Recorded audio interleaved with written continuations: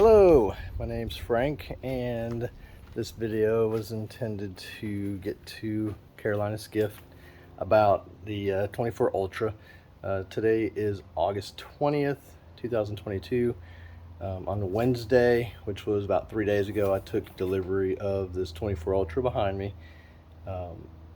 Not here to beat down the Carolina Skiff, just wanted to produce this because there are defects that I found once I got home and would like to have corrected.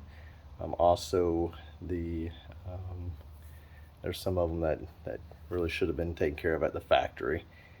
Let's turn to the Skiff now.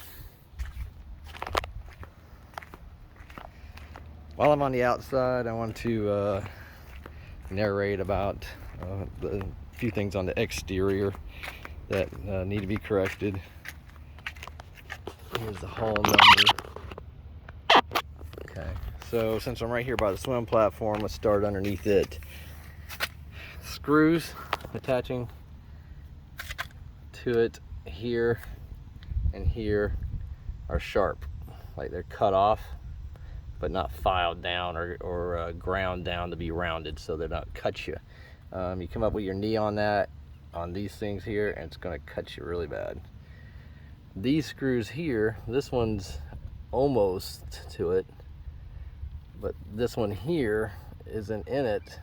The nylon nut, which is a locking feature.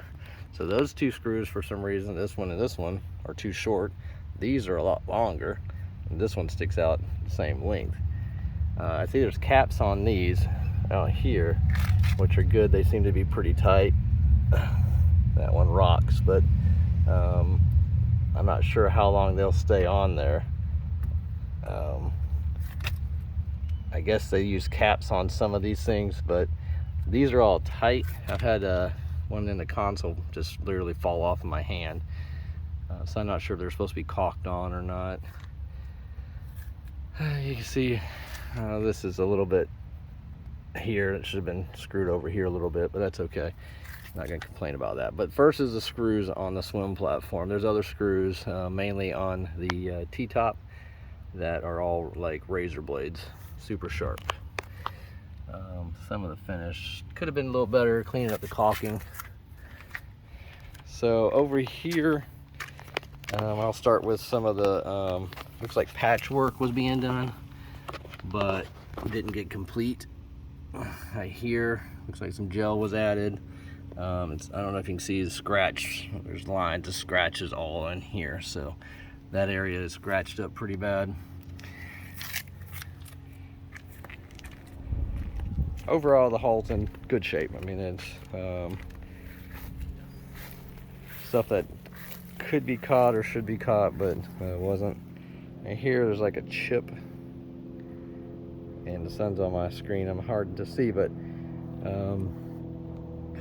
it's focusing in on my finger. There's an area here. It looks like either a chip coming out or there was dirt in the mold. It's a black speck. Walk around to the front. The bow eye area. Not sure if it was misdrilled. Let me see if I can get the bow eye. Right here there's a patch. And right here there's a patch. And down here there's a pretty good chip. And that focusing in, there's a pretty good chip right above my finger. Needs to be patched. This is all on the port side. Starboard side seems good and clean. No problems. Okay, so that pretty much does it for the exterior. We're gonna talk about this deck drain pretty quickly. You can see the lines here are pretty nasty, and the caulking definitely could have been done better on this, but the lines of the tape were cut short.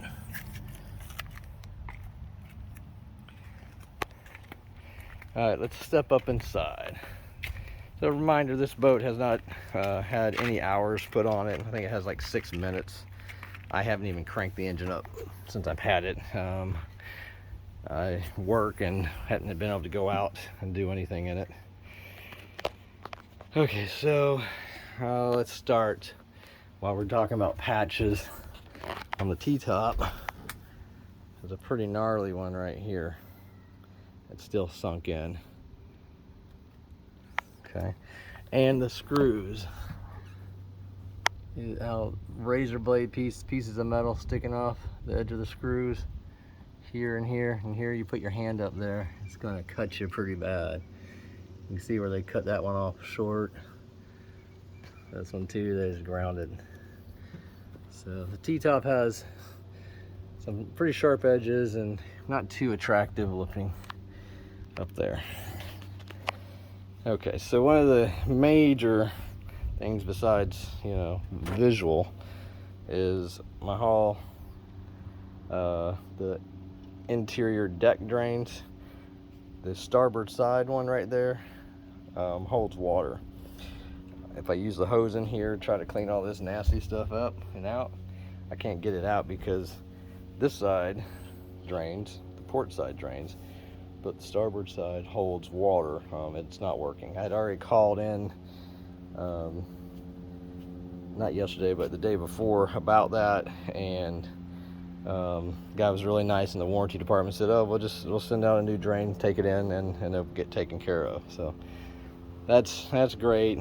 Can be done, but unfortunately closest dealer is about an hour to an hour and a half from me. So and I haven't even got to use the boat. That's a little disappointing. While we're here, this is the table for inside.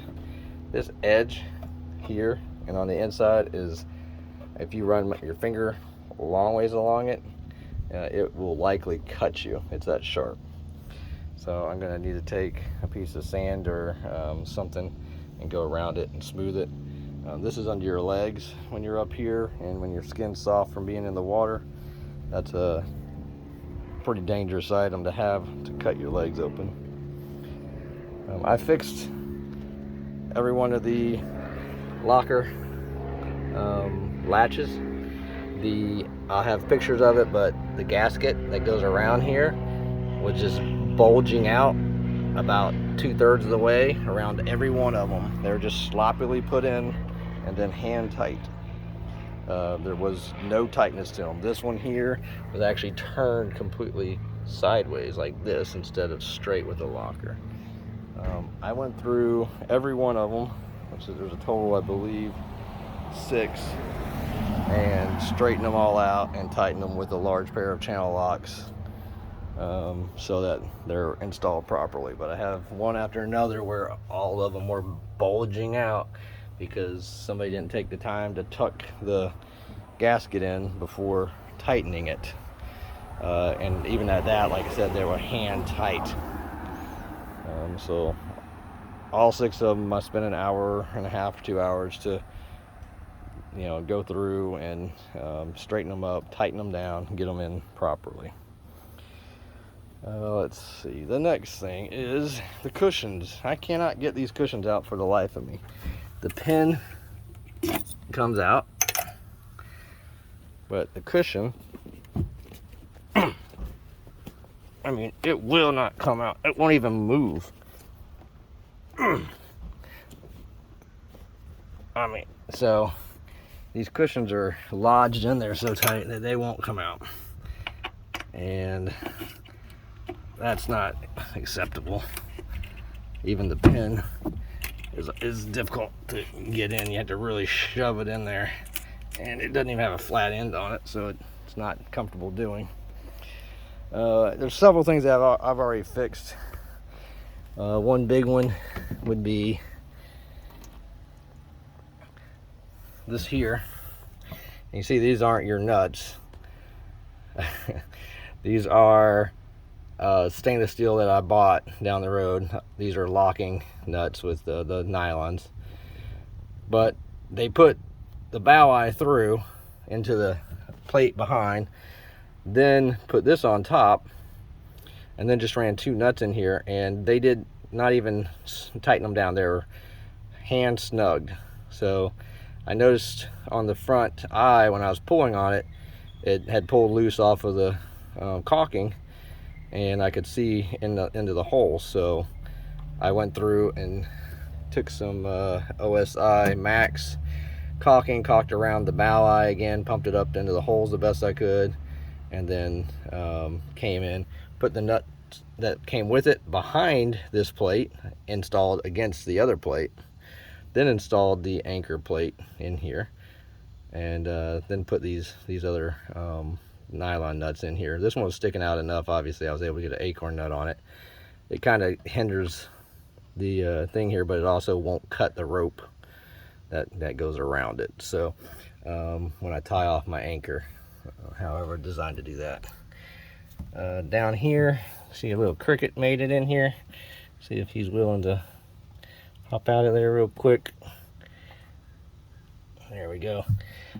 Got cracks. Not sure if you can see it, but you know, this is the drain for it. There's stress cracks in here. Hasn't even been in the water to get beat up, and there's already stress cracks in that drain down there. I don't know how close I can get with it focusing, but yeah. So that was disappointing that they didn't even tighten the bow eye down. They didn't tighten any of these latches down, and you know, leave it up to the end user to come in and actually build the boat properly, fix the boat. And here it's kind of silly. They use these plastic caps, and as you can see, they're not even on, but there's silicone in it. But that's what they use to finish off the inside of the sharp screws that came through the wall, so you don't hopefully hit it while you're on the potty. Got a nice spider that's been living in here. I'm gonna have to get rid of him. He somehow survived the good cleaning. This locker's pretty good. Bucket's missing. I believe it's supposed to come with a bucket. I also only got one seat, so I'm looking up and saying that it's supposed to have 2 seats. I asked Christian down there about that, and he told me it only comes with 1 seat. This drain here, when I was washing it out, it was super loose. Not a big deal. I mean, it's almost better without it because the water drains, but it'll drain through it. But just a note that thing's, you know, kind of flimsy feeling. Doesn't give you the best quality feel. Where all these ants, bugs are coming from when we're not even under a tree. This seems to operate properly. Happy with that.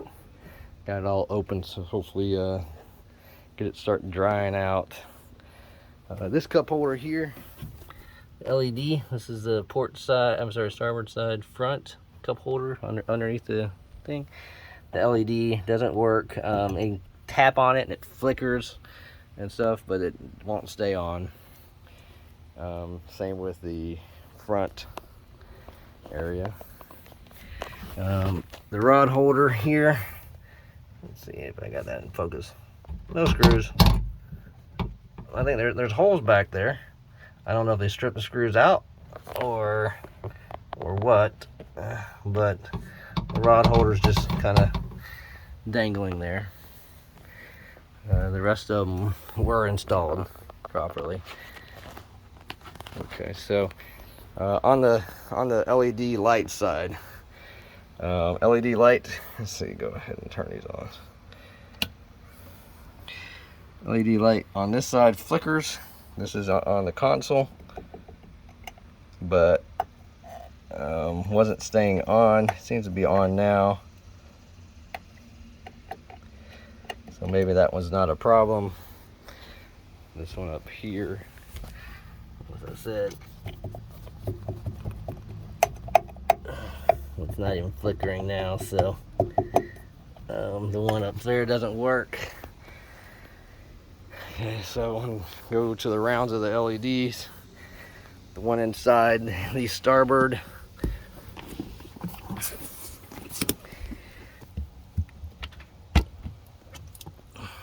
area. This one doesn't really work, barely works. I'm not sure if you're showing it, but the one inside of the locker there doesn't work. And when you go back here, the one inside of the app locker doesn't work.